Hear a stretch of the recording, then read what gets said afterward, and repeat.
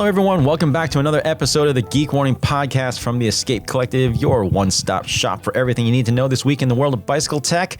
Seattle Classic Trade Show kicks off this week, and I'll have a whole bunch of tech galleries on the site covering all the latest and greatest gear that's on display there. Even though that event hasn't yet started as we're recording this episode, though, there's already a whole bunch of stuff to talk about today. So on today's docket, we've got a brand new gravel bike from Kona, and following up on last week's show, we've got yet more high-end all-road / endurance road bikes, this time from the custom wizards at FiftyOne over in Ireland and the second coming of Parlee cycles. Pretty interesting there. Trek also has a new rear-facing radar unit designed to go head-to-head against the Garmin Varia. DT Swiss is upping its engagement speed game again with a revamp of its iconic Star Ratchet hubs. And then we're also going to debate the pros and cons of paint on bikes that don't really need it. We got a PSA related to those sadly neglected dropper posts. Then a bunch of other little bits of news to round out the show. I'm James Huang. I'm actually not in Boulder, Colorado this week. I'm in Monterey, California for Sea Otter. Joining me on today's show is Escape Collector Senior Tech Editor Dave Rome, who's also not in Sydney. Dave, where are you? Somewhere in Perth at the moment. Just a brief stop to celebrate someone turning 95. It's been a wild week. Wild week. Sounds like quite the party. I'm wondering, how's the tool selection in Perth? I couldn't tell you. I've been being dragged to endless numbers of cafes, and I'm feeling a little ill from it, really. I'm looking forward to returning home and not going to cafes 4 times a day. Nice. Well, speaking of ill, that my is such apologies a first for my world problem. I'm sorry. Speaking of being ill, I maybe seem to have developed bronchitis. So my apologies if my voice is still not quite what it used to be. Dave, what is coming up in your next threaded newsletter? Still to be determined. I've got 7 days to work that out. Oh, plenty. So you've got what, like 6 days to figure it out, and then a day of frantic writing and photos shooting? Pretty much, and without sleep. Yeah, I'll probably do internal cable routing, but we'll see. That is not going to be an easy one to photograph in a useful manner. So, we'll see if I can get there in time. But that's the plan. Why don't you do an entire threaded column solely dedicated to partially internally routed mountain bikes with full internally guided tube-in-tube routing? It'll be a very quick episode. It'll be a very quick newsletter. It'll be easy praise. for you. Yep. Stick it in one end and it comes out the other. Done. Yeah. Unless you're talking about like a 4 or 5 year old bike that's now covered in grit and dirt and that cable housing stuck in there. Even the perfect answer isn't perfect. He's got to ruin it, Dave. All right, let's go ahead and get into the news while I can still speak. All right, first up, I think it's safe to call this brand groundbreaking. So groundbreaking mountain bike brand Kona Bicycles has been showing signs of floundering over the last few months, but it's now actually showing signs of life again in the form of a new carbon gravel bike called the Ouray. And as you'd expect, it's very much a mountain biker's gravel bike. So Dave and I were wondering what an Ouray was. So in case you're wondering, an Ouroboros is a circular symbol that depicts a snake or dragon devouring its own tail that's used especially to represent the eternal cycle of destruction and rebirth. I'm not really sure what that has to do with gravel riding, but if you happen to look at the promo video for the Ouroboros, it's a bit dark and seems kind of fitting. Anyway, this bike. So as I mentioned, it is very much a mountain biker's gravel bike. It's got a ton of tire clearance. So Kona says it'll fit at least a 700 by 53. Actually will fit it'll actually fit a 700 by like a 2.5-inch tire up front with the rigid carbon fork if you go that route. Most of the models come with front suspension. It's got 180 mil rotors up front. It's compatible with dropper seat posts, but with I think it's a 31.6 seat post diameter, so you can fit a whole bunch of stuff in there. The handling is very much mountain bike style, long reach, short stem, kind of slacker head tube angle. It's also got a ton of mounts, including hard points inside the front triangle for frame bags. Kona does specifically say custom frame bags, so it doesn't sound like they've actually gone out and made their own for this, which is a little bit of a bummer. But anyway, either way, you do have the option to run frame bags without straps. It actually sounds like a pretty fun bike. I don't really know how light it's going to be. It's probably not going to be very light, but it's clearly just it's clearly a gravel bike that is purpose-built for underbiking. But it does sound fun. Yep. The geometry stood out to me. It's like 69.5 degree head angle. Kind of stood out to me of how much or how far ahead the BMC ERS was compared to everyone else. Like how defining of a gravel bike that was in a category. Because a lot of gravel bikes coming out now, a lot of mountain bikes sort of leading or leaning gravel bikes coming to the market seem to be landing on the figures that BMC ERS did, 4 or 5 years ago now? Yeah, something like that. Maybe even more. I can't remember now. The big difference was for sure. tire clearance. That ERS was limited to like 700 by 40-ish, 42s. And yeah, I mean, this Kona is a vastly different bike when you're talking about fitting a 29 by 2.1 inch tire in it. It's clearly, I mean, if you look at that promo video, I think it's pretty clear what Kona is trying to do with this. It's definitely more like a shreddy, adventure-y, head out into the woods sort of gravel bike. It's not a, try and get a PR at Steamboat Gravel or Unbound or something like that. I mean, you obviously could use it for that, but that's just clearly not what it's really meant for. There's no mention of it being like aero or stiff or so on and so forth. I mean, it's sort of, again, it's like a mountain biker's gravel bike and very fitting with the whole Kona ethos. But yeah, it does sound fun. Maybe we'll bring one in. We'll see. Either way, it's nice to see some life out of Kona, because I think the last time we talked about them was when they were running their buy one, get one sale on like higher end mountain bikes, which was pretty terrifying. Yeah. Yeah. So for them to come out with a brand new carbon gravel bike is a good sign. So hopefully, fingers crossed, this is a sign of things to come from Kona. Another new bike. So we talked a whole bunch on last week's show about the almost like the flood of higher end endurance road / all road bikes that have been hitting the market. And pretty much on cue, we've got another one to add to the pile. This one from the custom carbon frame experts in Dublin, Ireland, FiftyOne Bikes. Dave, what's the story here? Yeah, so they make custom carbon bikes, like tube custom carbon bikes in Ireland, but they also a couple of years ago released a stock geometry stock frame, which was actually made in Asia, the Assassin, which is their gravel bike, and it's pretty cool gravel bike with like geometry chips in the fork and in the rear stays and a lot of nice features. It was a nice enough bike that I reviewed one, and then a few months later I actually ended up purchasing one, and it remains my gravel bike today. So I've had a great experience with that. It's just been super solid. But they've now released a road bike. So kind of an all-roady bike. It's the Sika, Sika, but it's got some very classical FiftyOne cues, namely with the seat stays, which are sort of an open wishbone design. So each seat stay individually goes up to the seat tube, but with some nice little curvature to it, which is a cool little design feature. But it looks like a good all-road bike. It's got room for 40mm tires. It's got all the features that you'd probably look for in a road bike today, as in T47 thread bottom bracket. It's got internal cable routing through the headset. It's got UDH derailleur hanger. And then, if you look at the geometry, gets a little weird for me, to be honest. It's sort of claiming to be a road bike for all, where it's a bit more relaxed geometry, but for me, that doesn't really apply to every size. So if I'm looking at the medium size that I'd ride, I think it rings true, but then the next size up, it jumps by a whole 10 millimeters in reach and probably gets a little bit long for some people. So but I think it is a pretty interesting looking bike, and it is rather pretty with like a raw finish to it. And I guess the other big selling feature is that they're claiming a 690 gram frame weight, which is rather impressive. For a medium. Yeah. Yeah, I mean, FiftyOne's also saying that it sounds like it rides particularly comfortable, which may have something to do with the way they're doing those seat stays. Yeah, and the slightly unusual looking fork. Yeah.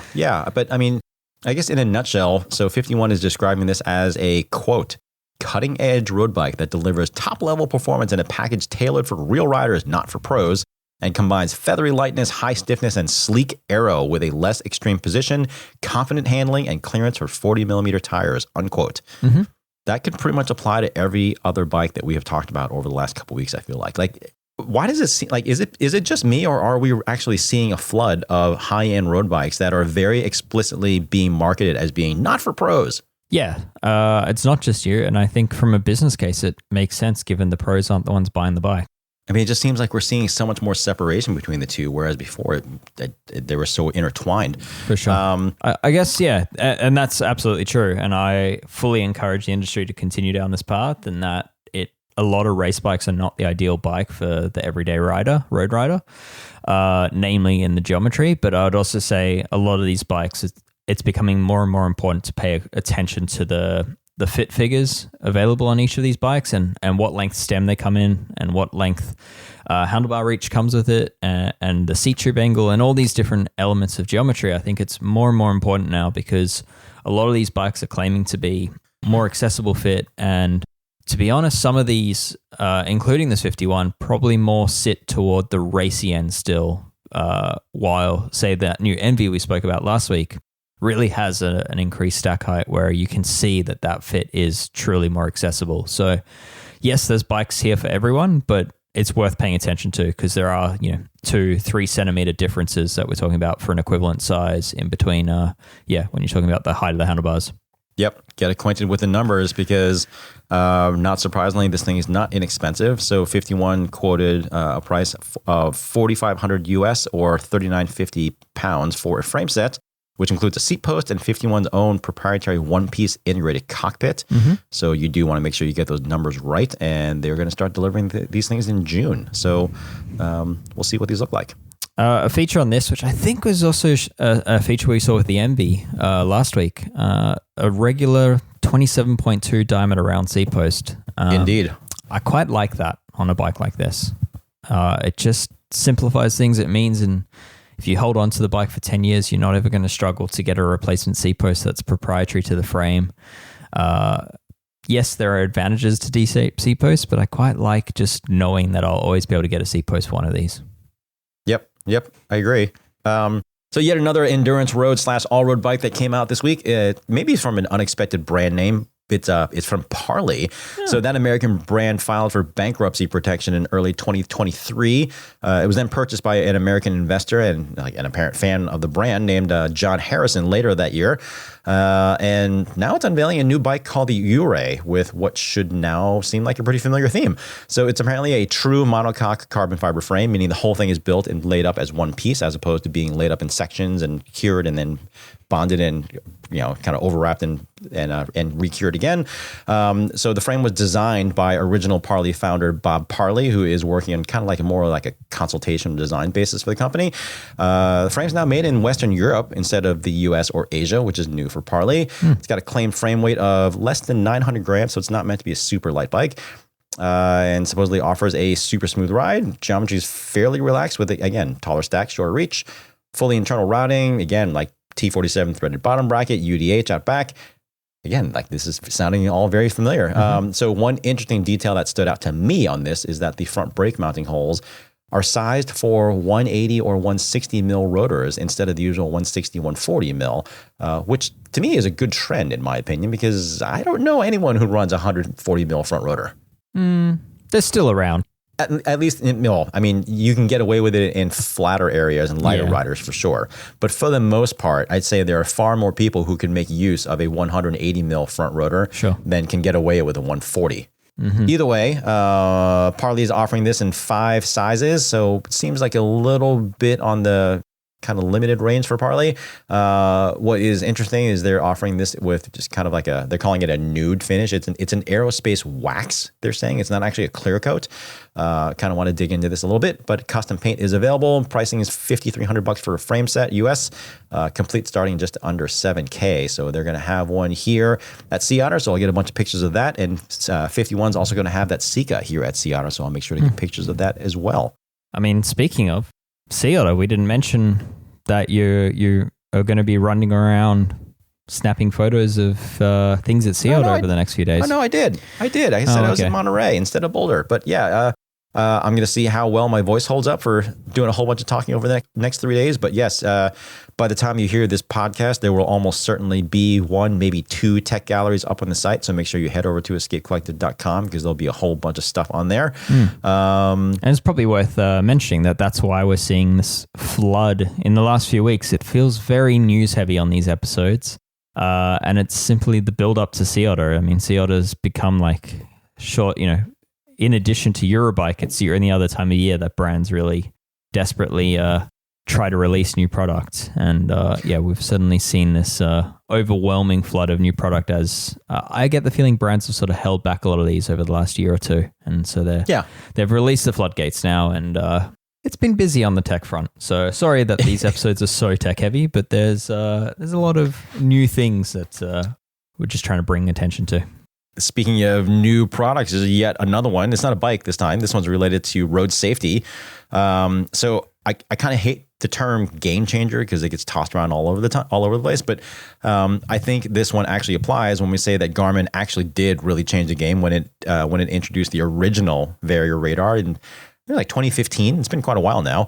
And they acquired it. So, but sure, but they certainly brought it to prominence. But it's absolutely dominated the market ever since. So it's been almost 10 years now. And in that time span, despite how popular a product that is, there have been, I'd say, pretty surprisingly few products to compete against it. That's slowly starting to change. And Trek is the latest brand to give it a try with this thing, a new product called the CarBack. So like the Varia, the CarBack's designed to alert you when cars are approaching you from behind. Trek says it'll detect cars at up to 240 meters away. And then you get the usual audible and on-screen alerts with compatible computers. There's also an app so you can use it with your phone instead. It's got a built-in daytime running light that kind of follows the standard Trek/Bontrager intermittent flashing pattern that we really like, that we've used quite a lot over the years. And Trek says that's visible up to 2K away. So pretty darn bright.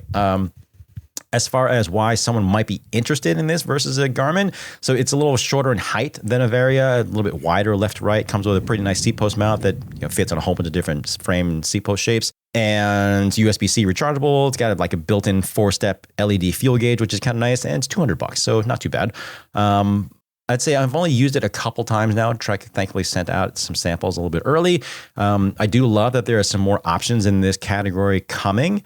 But I think Garmin set a pretty remarkably high bar in terms of how well its radar works. Like you pretty much never hear people complaining about getting like false alerts or cars approaching when you're not alerted and that sort of thing. So I've only used my Trek sample a couple of times, but I'm actually been a little disappointed. It seems like it has a lower detection range than what I'm used to with Garmin. And it also seems a little bit more finicky in terms of placement and aiming. And also a little bit heavier, you said? It is a little bit heavier. I can't remember what the runtime is. I think the runtime might be a little bit longer. Okay. Yeah, it's funny because like Trek talks about the form factor as it being a positive, but yes, it is shorter top to bottom. But I kind of like how the Varia is kind of narrow. Like it's kind of more like a stick, whereas this is kind of more like a deck of cards sort of shape. Like it's pretty. It's shorter, but it's also fatter. Do you think some people rub their legs on it with it being wider? Not really. I don't think just because it's behind the seat post. I mean, it certainly is possible. The last time I ran it, I was actually using it on a mountain bike, and to keep from having issues with tire rub or seat post rubbing when the saddle was dropped, I oftentimes will take a rear flasher and kind of flip it around forward on the seat post when I'm out on the trail, just to kind of get it out of the way. And then in that orientation, it definitely kind of rubs a little bit. I'd say that's probably pretty unusual. I mean, I would guess most people don't do that though. So I don't really think, I'm not sure that that's even worth mentioning. But yeah, like I need to play with this some more. I definitely still have high hopes for it, but I'm not sure it's going to knock Garmin off the top step. Should I share my grumpy person's view as to why this really exists? Absolutely. My cynical view is that Garmin historically hasn't left a lot of meat in the margin for retailers. They typically run pretty lean between the wholesale and retail price, which is why you don't typically see Garmin at big discounts, because there just isn't that much room to play with. And also they control their pricing, but that's a different matter. I think this product for Bontrager exists as a way for Trek dealers, Trek stores, many of which are now vertically integrated, to make a proper margin on selling radar units. I would argue the same for why they have a lot of other products. But especially this. We talked about this a while ago when I reviewed those newer Trek mountain bike pedals that were they were designed in collaboration with Look. Those pedals are totally fine. They work pretty well, but like it didn't really seem like there was much of a reason for them to exist, except when you look at it from that dealer perspective. And then in that point, from that perspective, then they very much have a reason to exist. And if I were a Trek dealer and I was presented an option of a radar product that I could make a lot more money on, I know which one I'd be pushing. And that's all good as long as it works, right? So if this ends up proving itself and ends up perhaps a firmware update makes it as effective as the Garmin and keeps it that way, then that's great. But if it is an inferior product in that sense from its pure core function of notifying you of cars behind you, then unfortunately, not great. Yeah, it certainly could be better so far. Again, I'm going to play with it some more. I'm not ready to write it off just yet, but I will say that Garmin definitely has very clearly defined guidelines for how it wants you to mount and position its Varia radar. And I will freely admit that I often don't follow those guidelines, but it still works just fine. It seems to be remarkably tolerant of where you put it and aim it and that sort of thing. And haven't noticed that with this Trek CarBack just yet. So, yeah, a buddy of mine that I was riding with the other day, he, sorry, Trek, he had unfortunately made the little joke that it seemed like this thing only gave you about as much detection to like kind of brace yourself to get hit. So again, maybe it's placement. Maybe I just need to kind of play with it a little bit more. But yeah, to be determined, but we'll see. Okay. Oh, more of these is a good thing. So hopefully they sort that out. More of these is a good thing, but the way this sort of thing works, the segment is only going to be advanced if like a real true competitor comes out. And again, if this thing doesn't actually compete head to head with Garmin in terms of function, then we're not really going to see a whole lot of motivation from Garmin to make the Varia any better. But I mean, in fairness, it works pretty well already. So even if it didn't get any better, you know, that would still be okay. Just on this is one product that I think it not working is so much worse than not having it at all. Oh, 100%. Like that false sense of security. Yeah. And the thing for me, like, because I test a lot of products, because I know I'm kind of prepared for things to not always work. Yeah. I had it running, and yet at the same time, like normally with the Varia, I've kind of gotten into the habit of, you know, maybe trusting it too much. So I still never just kind of turn without looking back, or like veer into the lane without looking back. But I have learned to really trust it, because honestly, I don't think it's ever let me down once. Yeah. Like I don't think I've ever had a car approach that it didn't warn me about. Right. But with this, I was definitely looking behind pretty regularly just to check and see if it was working. And oftentimes it wasn't working the way I wanted it to. So yeah, I would agree. Like I for a safety item like that, if it were to not alert you or not work the way that it's supposed to, 100% of the time. Yeah. It's just not great. It's like that Asian brand Majin. They came out with a radar as well, and the reviews on that seem to be not quite stellar. And that seems to be another product again, which maybe gives a false sense of security. So hopefully this doesn't completely fall into that category. But again, I need to play around with it a little bit more. But I wish my first impressions were a little bit more positive. Mm-hmm. Dave, let's talk about hubs again. Last week we talked about Project 321, and this time around it's a much bigger brand that's got a hub story to talk about. What's the scoop? It is. It's a new startup called DT Swiss, and they've got the original Star Ratchet design, which is two independently sprung ratchets that sort of bind in together when you pedal forward. Those have been around for, I think, 25 years now. But yeah, they've always been a little bit limited in terms of the number of engagement points. They started at 18, and for years and years and years and years, decades even, they stayed at 18 tooth engagement points, which was 20 degrees. And then they released, quite a few years ago at this point, 36 tooth ratchet rings, which you could upgrade your old hubs with, and then 54 tooth ratchet rings. But that's kind of the highest they've been able to go, because even those 54 tooth, you occasionally get reports of people getting some skipping, you know, bigger, heavier riders or riders living in cold conditions where the grease gets sticky. You do hear of those 54 tooth rings binding, but it's a size limitation of that Star Ratchet. And they've just released a mountain bike specific version of their hub. It's called the DEG, and it's running significantly larger ratchet rings inside of it. And they now have a 90-tooth engaging ratchet rings as a result of it. And I felt it was big enough news that I have been testing these hubs. And yeah, I've got a full written review on Escape Collective, but we've also got a full Geek Warning podcast with some members from DT Swiss about these hubs, how they fit into the range, and spoke about other things. Spoke choice, where the new Revo Light and Comp Light spokes fit into the range and why you pick those. And also, finally, an official explainer on the hierarchy of DT Swiss wheels. Perfect in terms of naming. Yep. So what the letters mean, what the numbers mean. So yeah, we got the official answer. So no one can now email in and tell me I got it wrong again.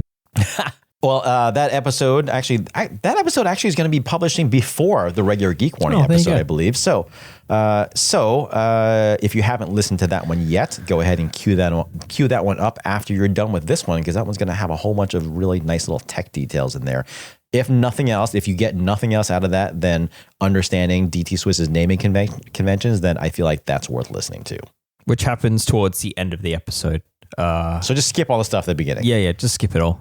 But yeah, I found some of the info about the spokes quite interesting. So I played a very fun game, which I always like to play with my friends, which is Recommend That Spoke, where you list a rider and their weight, and you have someone recommend you a spoke for them. It was a riveting game. This sounds like a game that's probably not going to be marketable very well. Yeah, okay. It might be a one-off. All right. Well, let's take a quick break here, and then we'll continue on.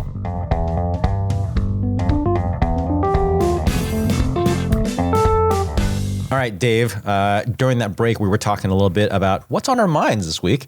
And while we were originally planning to talk about paint, you've got a much more interesting thing to talk about. What did you have on your mind this week? Maybe for some people. I'm sure we will talk about paint at some point.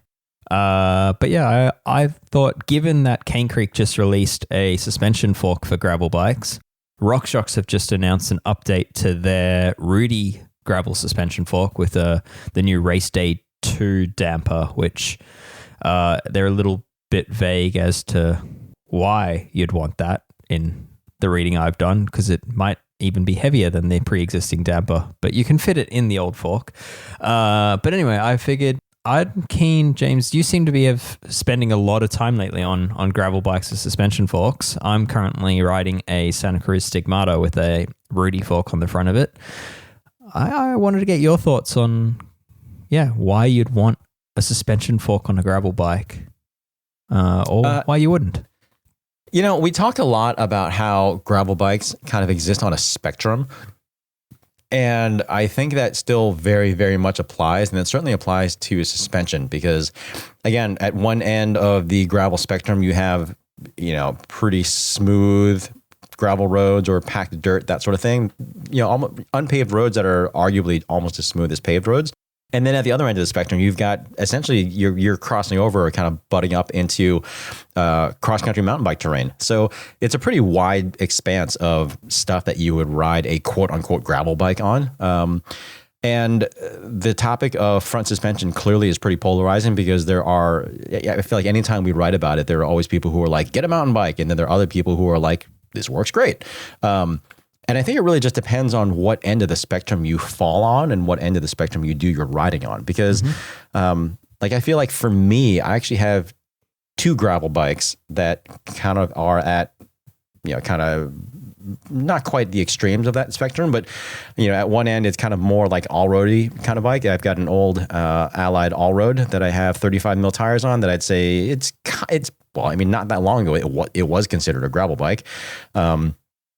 And I use that for a lot of smoother terrain, and I definitely don't really feel like I need much suspension on that at all. But at the other end, I got a Lauf Segla that was originally supposed to be for my wife that ended up being for me.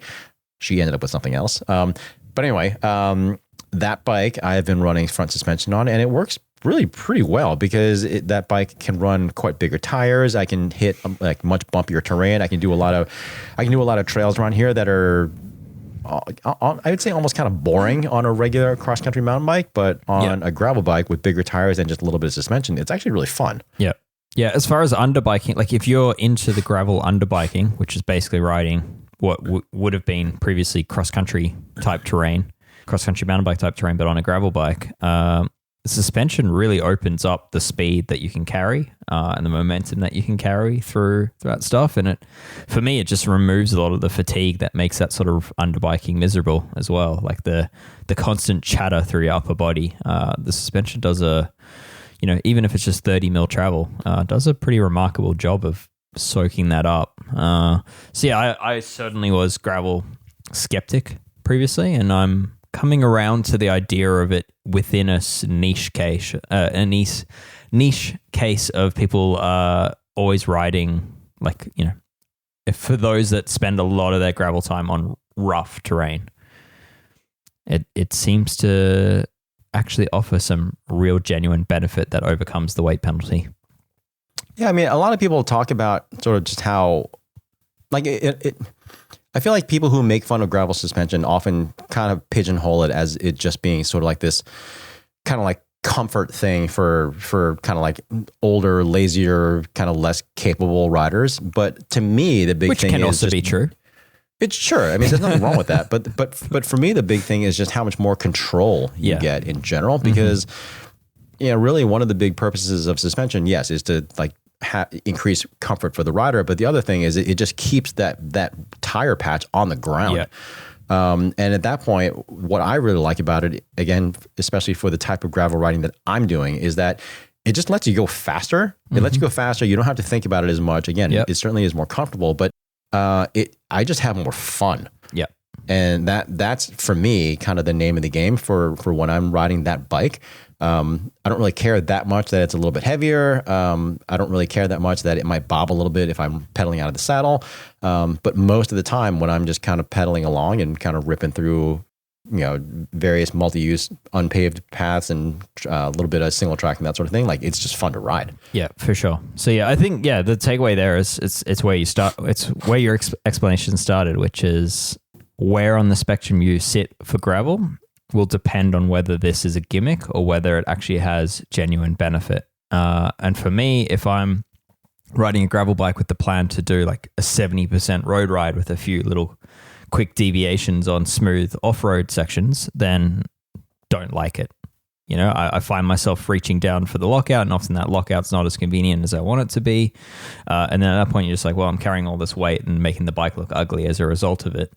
But when I instead go on like fire service trails, which can be pretty rough around here, or I want to go on some single track and I want to go on like a proper mixed off-road terrain ride, which I would have probably historically done on a hardtail, at that point, it completely transforms my experience on a gravel bike. As you say, it's faster, it's more controlled. I can have more fun because I am going faster, and at the same time, my hands aren't feeling it at the end of the ride. So, and that's all things that I can't say the same for say like a suspension stem. A suspension stem feels very limited, and I don't like how it changes how a lot of them have a small change in where your handlebars sit or the angle your handlebars sit. Suspension fork for me just feels a lot more natural in its action and a lot more reactive. So I'm coming around to the idea of it, but for a very specific use case. So speaking of that, so you mentioned that you were testing a Santa Cruz Stigmata right now. And I think you're kind of getting close to the end of that. But what is intriguing is that you just requested, so that bike that you have came with a RockShox Riddy on up front. And you just requested the rigid fork. I did. From Santa Cruz. I just got it. I haven't put it on yet. Okay. But what question are you looking to answer with that? Namely, I mean, one, I want to see how rigid the rigid fork feels. Some bikes can feel very, very harsh through the front end. And I want to check that because the Stigmata otherwise feels very well balanced at the moment. It feels like a fantastic bike. Spoiler alert, it's probably going to be a pretty positive review. But I think, that's one thing I want to test is the ride quality of that rigid fork. But I also want to see like just whether the weight saving of going back to rigid fork, the more traditional ride quality that I guess I'm used to with gravel bikes, whether I prefer that or whether the Stigmata really is a better bike with a suspension fork. I guess, I'm kind of just keen to see how different the bike becomes without suspension. I guess that is kind of the question because we're not really talking about an insignificant weight gain when you're adding a proper suspension fork. Because if you figure that carbon fiber rigid gravel forks are typically around 450, 500 grams, somewhere around there. Yep. A suspension gravel fork at that point is typically around this Cane Creek, the lightest version is just about 1 kilo. If you look at something like the Lauf, that's something like 850 or somewhere around there. Yep. And then if you look at the Rudy or the Fox 32 taper cast, those are both around 1,1300 or so. So it's quite a bit of added weight. Yeah. So really the question is, how much is that added weight worth? How much is that extra performance and comfort worth it to you in terms of having to lug all that around? Because it's not nothing. No, and yeah, it makes a gravel bike, which should be lighter than a mountain bike, in my opinion, unless you're on something steel that is made for traveling the world. It makes a bike that should be lighter into a bike that is arguably approaching mountain bike weights. So that Stigmata I'm testing is not a cheap bike. It's a force axis build and it's got some really nice wheels on it. And it's got some nice components on it, but it's 9.4 kilos before pedals or cages. And that's because it's got an axis dropper seat post on it and it's got the fork on the front. It's sort of at that point, you've just got a bike that by the time you add pedals is it's a hardtail mountain bike in terms of weight. So, so that's kind of the thing I'm trying to answer is whether the Stigmata's as good or is a better bike rigid, or whether people should genuinely consider getting it with a suspension fork and whether it's worth the weight penalty. James, while we're on the subject, I'm kind of keen to hear just a quick little coverage because I don't think we've discussed the Cane Creek fork, which came out earlier in the week. You've got a write-up online. I found your write-up better than, this is going to sound very biased, so I probably shouldn't say it, but better than others available. So well done. But yeah, I'm keen to hear whether that fork, which is just air sprung with no real traditional damper in it, I'm keen to hear whether you missed having a damper in that fork.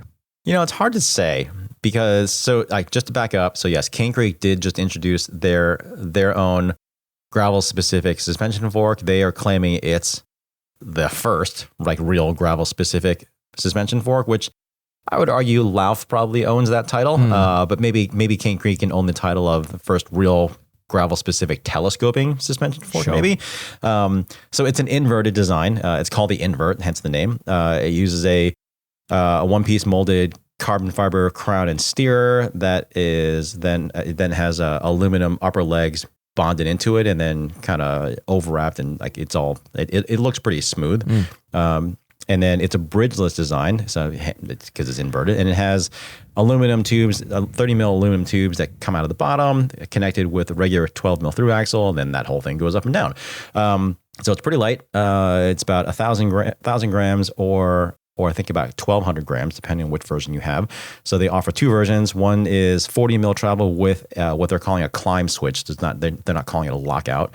And then they have the lighter version, which is 30 mils of travel and no lockout. And yeah, like you said, it's air sprung, no damper. And in that sense, it's almost kind of similar to earlier iterations of the Specialized Future Shock in the sense that it's really meant to ideally tackle kind of more like high frequency vibration, washboard, that sort of thing. It's not really meant to be like a big hit fork, like big hit, relatively speaking for gravel bikes. So while it is certainly lighter and perhaps less fully featured than something like a RockShox Rudy or Fox 32 taper cast, I would almost argue that they are almost different usage cases because like that Fox, I find particularly good when I'm doing a lot of underbiking because it has at least as of before RockShox introduced this new damper, it had a nicer damper I thought than the Rudy. Kind of offered like a little bit more of a controlled feel. Sure. Again, add a weight penalty compared to some other suspension forks, but for underbiking stuff, I thought that fork was awesome. For that sort of terrain, as of right now, I don't know if this Cane Creek is as good because, again, it does not have any damping in it. It also doesn't necessarily feel like the uncontrolled pogo stick I was kind of thinking it might. But I guess the reason why I reserve assigning final conclusions on it is because I was on a pre-production sample. So Cane Creek, a couple of folks from Cane Creek came out to Boulder, did a couple days of riding on local terrain that I know really well. So that was a really good plus. And I personally didn't find the lack of damping to be an issue, which is kind of surprising. Even on bigger impacts where I kind of expected that there'd be more of a rebound issue, but actually I found as of when I was riding it, it was kind of more of like a bottom out issue on a couple of things, just because I really wanted to play with the spring rate and stuff like that. But it didn't really turn out to be an issue, but there also was a little bit more stiction in that fork than production units are supposed to have. So that may have made up a little bit for the lack of damping. It may have made for like a less bobbying and kind of like overactive ride. So it's a little bit hard for me to say. Okay. Because as of right now, I would say that my hunch right now is that when they become available in production form, which is going to be in late June from Cane Creek, my suspicion is that I might like the shorter travel and lighter invert SL version more, mainly because it is lighter. It doesn't have the climb switch in it, and it kind of is really just meant for high frequency vibration stuff. It'll certainly take the edge off of bigger impacts, but this is not really ideally what it's meant for. And I kind of wonder if that might do the trick. And I think, I don't know if I'd really want I don't know how much I care about the extra 10 millimeters of travel on the CS version or that climb switch equipped version. Hard to say. Hard to say since, again, it was a pre-production sample that I rode. To be confirmed.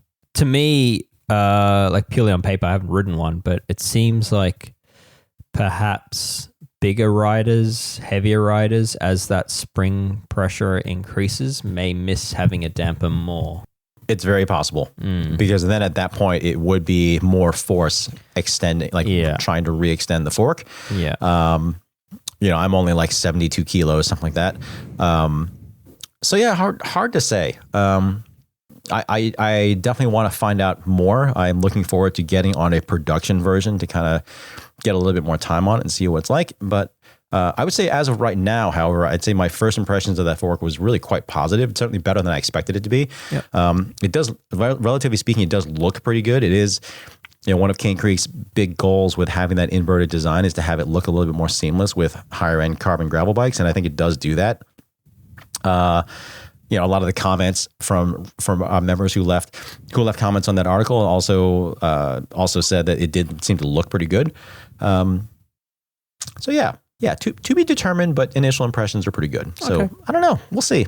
We'll see how much I miss the damper. Okay. All right. Well, yeah, I guess to wrap up the chat on gravel forks, I think, not for everyone, but more than a gimmick.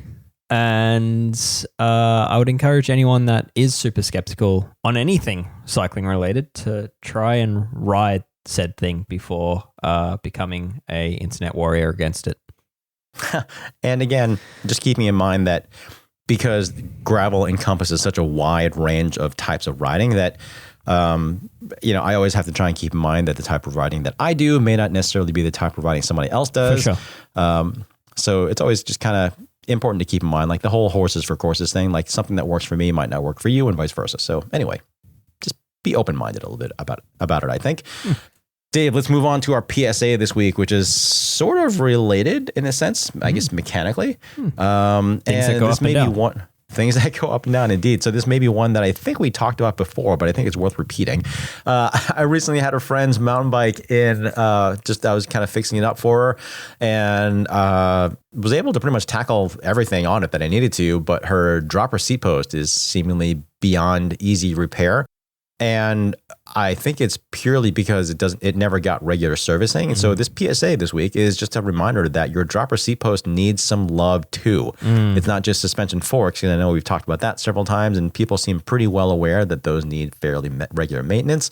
But from a mechanical standpoint, a lot of the things that are in a dropper post are also in a suspension fork and it needs a similar amount of maintenance, I think. Yep. Especially given your rear wheel is chucking grit on it all the time. Exactly. And you have an awful lot of cantilevered load on it just because you're sitting on it and the seat tube's at an angle that, dropper seat posts just by virtue of the fact that there's just one telescoping tube. They have a bunch of, they usually have a bunch of keys in there, be that like brass or plastic or whatever, to keep it from rotating. And those need to be lubricated. They need to be cleaned. They need to be replaced on occasion. You've got cartridges in there that may or may not need to be repressurized every now and then. You've got cartridges that have oil in them that may sometimes not have the oil in them that they're supposed to.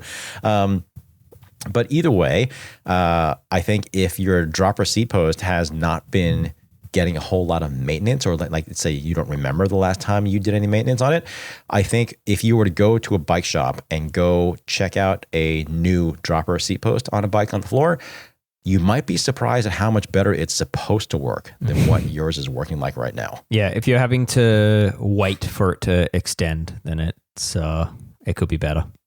Yeah, or or in the case of this particular dropper, if you have to like pull up on it to get the last 10, 15 millimeters of extension, that's a pretty bad sign too. Yeah, and if it's not like a P&W Coast seat post or like the RockShox Reverb gravel version, then it shouldn't have any bounce in it at the top. It should not. It's correct. Yeah. And the thing with dropper seat posts is a lot of them are awfully easy to service too. So most of these companies have online instructions available.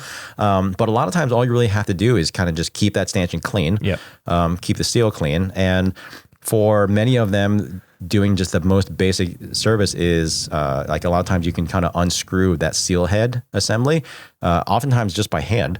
You can kind of just unscrew that, slide it up, clean things out underneath there as best you can, reapply some suspension lube. Like I always prefer to use that Buzzy Slick Honey stuff. It seems to be kind of the sort of the industry standard. Yep. And then kind of work it in there a little bit and put the seal back on, and then you're good to go. So it's literally a 5-minute job. And it does immense wonders. It absolutely does wonders toward keeping those things working well. Yeah, for sure. Yeah, that's definitely the most common issue with dropper seat posts is like abrasion wear is what I'd say is sort of what kills them. And yeah, sort of not doing that thing that James just said, which is like, removing that top seal head and cleaning underneath and removing the grit out of there. That's sort of what's will ensure an early death of the dropper post. So yeah, easy repair to do. You don't actually, for most droppers on the market, you can just leave the post in place and just do it with it in the bike. You don't have to remove anything. You're just literally unscrewing that top collar and yeah, just a quick clean and grease, and it'll greatly extend the life of your dropper. But yeah, check the user manual, check the manual of your dropper, make sure that it does actually have a seal head that's meant to be unscrewed, because not every dropper does. Like off the top of my head, True. Wolftooth's new dropper doesn't have that feature. So yeah, but most do. Yep. So easy fix, but something that can certainly bite you later if you ignore it.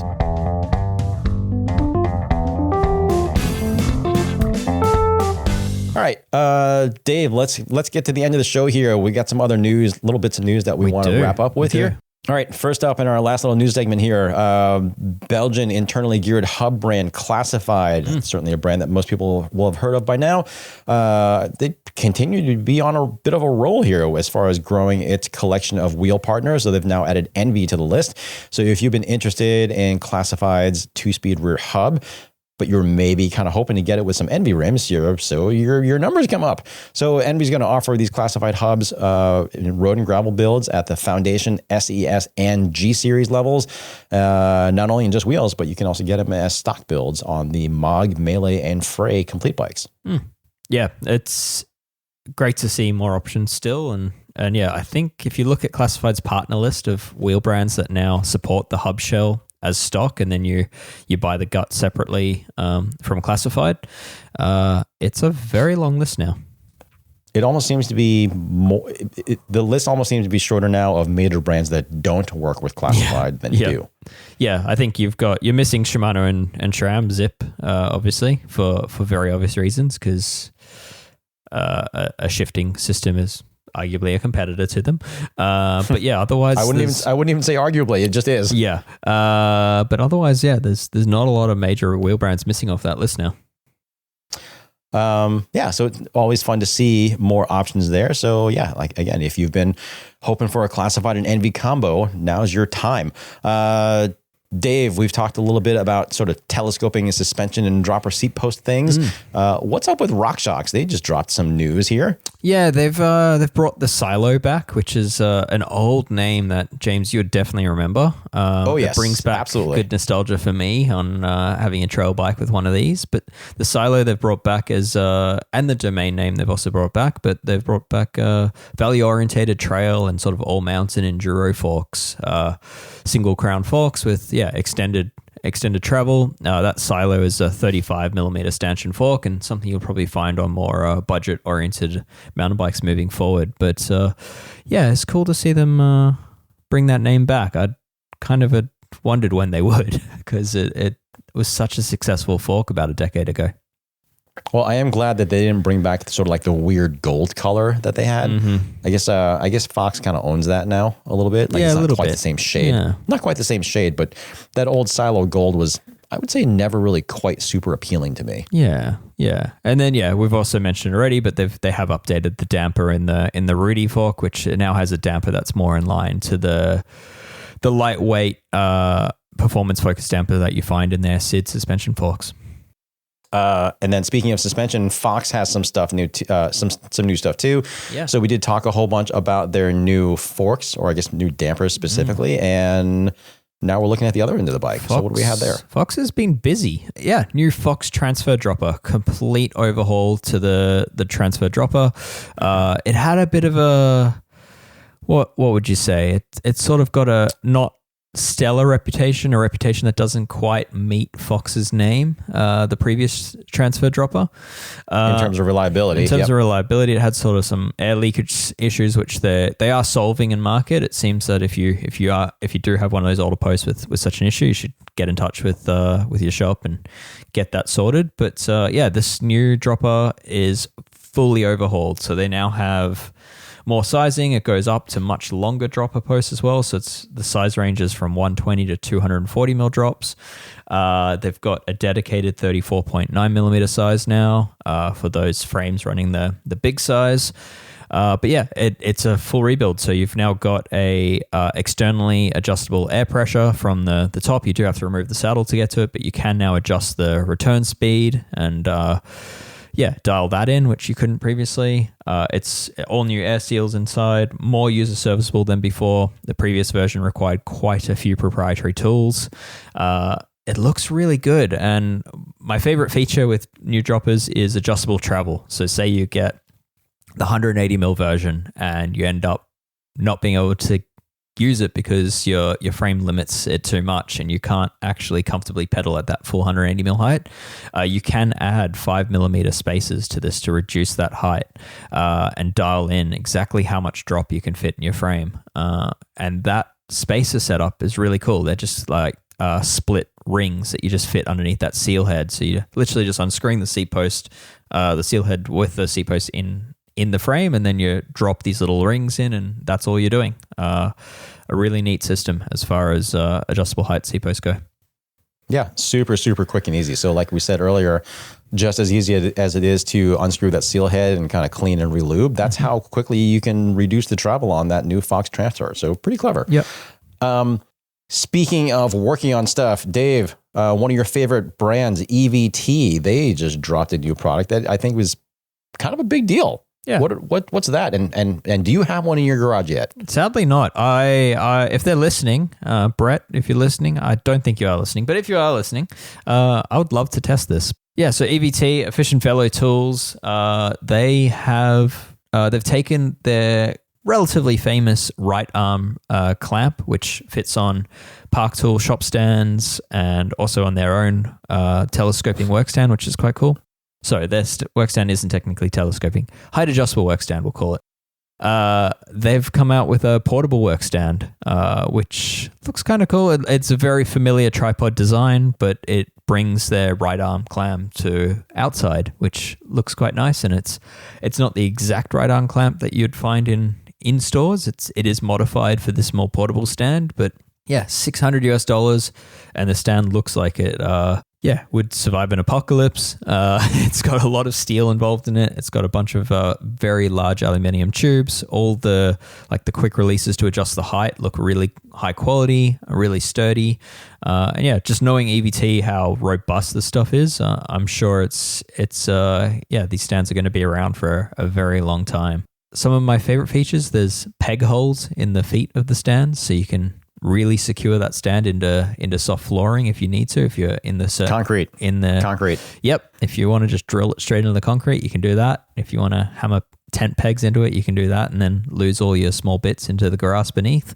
But yeah, I think that right arm clamp could bring something new to the portable workstand space. But yeah, certainly this one is aimed at the professional, probably the professional, demo fleet worker, the professional, charity ride mechanic, someone that's working on a large variety of bikes that also needs portability. And Dave Rome. And me. So. All right, and finally on the news front, if you're regularly locking up a bike somewhere, you're worried about roving thieves equipped with cordless angle grinders, as you should be. OnGaurd's got a new RockSolid lock that might be of interest. So this thing is interesting because it is encased in some sort of like proprietary diamond coating, is what OnGaurd's calling it. Sounds expensive. It does sound expensive. That's what I said too. But that coating supposedly keeps angle grinders from cutting through the shackle and stuff. It's also claimed to be the lightest angle grinder resistant lock on the market. It's just 1.4 kilos, just over 3 pounds. It's actually not nearly as expensive as I thought it'd be, given that diamond coating. It's $200 as compared to $300 for Hiplock's version of an angle grinder resistant lock, the D1000. So that sounds kind of neat, actually. Haven't checked the dimensions on that. I think it might be a little bit on the smaller side. I've got to look. But either way, I certainly live in a town where angle grinders are being used to steal bikes, and that would be a good one to have because I don't know. My Urban Arrow is the only bike that I really leave locked up around town, and I'd be very sad if someone walked away with that thing. Yeah. They wouldn't easily walk away with it. It's quite large. Not very easily. They'd need a crew. Yeah. But, 2 people can carry that pretty easily. Yes. Anyway. It does fit in a U-Haul. It Not to give anyone ideas, but it does fit in a U-Haul. All right, well, that'll do it for this week's episode of Geek Warning. So thanks as always for listening, and an even bigger thanks if you're one of our Escape Collective members. So you may or may not have noticed that there are no ads in this show, nor will you see any ads breaking up the written content on escapecollective.com. And that's because we are a 100%... And that's because we are a 100% member-funded operation. So members not only get full access to our kind of full suite of written content and podcasts, but you also get that kind of warm and fuzzy feeling you get by supporting a media publication that actually works for you, not advertisers or affiliate partners, because yes, that is a thing. If you're not a member, it's super quick and easy. It doesn't cost a ton. Just head over to escapecollective.com/join and enter a few bits of information and you're good to go. And if you've been enjoying what we've been bringing to you since we launched in March last year, I'm going to virtually give you that look of supreme disappointment that I get every time, say, I go to Taiwan and have to sheepishly admit to someone that I don't speak Chinese. And I can speak from lots of experience that you don't want that look. It's like you're somehow letting down like an entire country or a culture or something. It's very unnerving. For the rest of you responsible folks, thanks as always for listening, and we'll see you next week for another episode of Geek Warning. Did you just say people that aren't members of Escape Collective are letting down an entire country? That was the insinuation. Is that the gist of it? Yeah, kind of. Oh, you just don't want that look. It's a very bad look, Dave. Yeah, okay. Like I can't tell you how many times I've gone to Taiwan for a Taipei show or visit family or whatever, and I mean I look Asian very clearly, and people are talking to me in Mandarin or Taiwanese, and I have to look at them and be like, "Sorry, ABC kid, American-born Chinese," and they just kind of look at me like you have let all of us down. It's a very distinct look. I don't like it. And that's the look I'm giving people who haven't signed up yet. Wow. All right. How's that for the hard sell? That's a pretty hard sell. I would say whether you're a member, thank you, or not, nothing for you. If you liked what we do with this episode or the podcast in general, and you got some friends that don't listen, please tell them about it. Yeah, we can always have more listeners. So that's what you can do. If you're a member, please spread the word. If you're not a member, please support what we do. Sounds good. That was a much gentler sell, Dave. Yeah. Well done. Yeah. Well, I mean, yeah, I can do that in comfort now that everyone's already switched off. So perfect. Awesome. All right. Well, again, thanks for listening. We'll see you next week for another episode of Geek Warning. Thank you.